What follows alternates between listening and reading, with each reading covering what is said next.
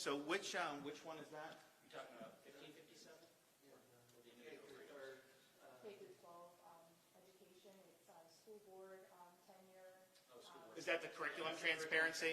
Yeah. I mean, I think I have not reviewed it, but I champion curriculum transparency. I think it's important that parents know, what's going on. And the term limits for school board, I'm a big believer in term limits. I think it should be 8 years, 2 terms.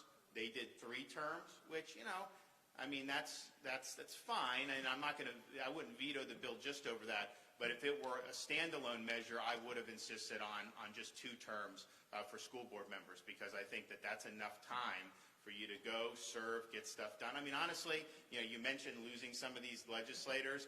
I'm a huge believer in term limits. I think what term limits does is, it tells these legislators your time is limited, you come in, leave a legacy.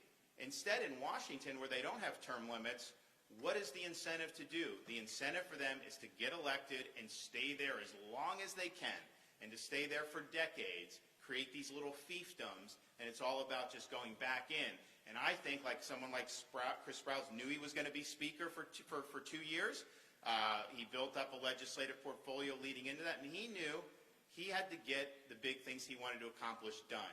He wasn't going to be able to be Speaker for 10 years or 15 years. I think that's good, because what it does is it puts more of a focus on substantive achievements rather than posturing for the next election.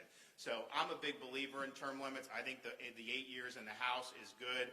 The 8 years in the Senate in Florida is good. I would like to have seen that in school board as well. Look, is the 12 the worst thing in the world? Maybe it could be good, because we do have some in the state that have been really entrenched for a long time. I think you go in, achieve some things, and then go. And so that's really the model that I'd like to do. And I can tell you, people will sometimes ask me, Florida's run so much better than D.C. What could D.C. do? And one of the things I said, that if I could wave a magic wand, there's a number of things I would do, but one of them is term limits for members of Congress. If we could term limit members of Congress, you would be able to bring in new blood, you'd be able to bring in new ideas. People would have an incentive to go in and say, hey, I may only have 3 terms in the U.S. House. I want to get something done, instead of kind of doing what they've really gone into a big morass, and just in terms of how they do business. And so that provision is something that I think would have been better at 8. I think Chris wanted it at 8. I think the Senate wanted it, so they had to compromise. But nevertheless, that's that.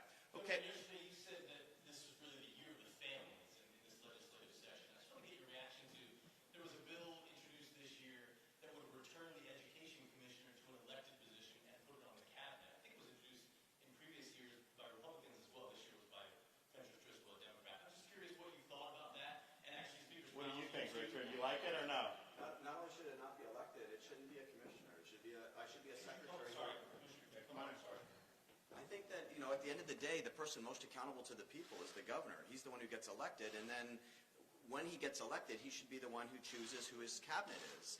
And I'm one of the few, or only, cabinet person that answers to a commission. That was the compromise way back when they got rid of the elected commissioner.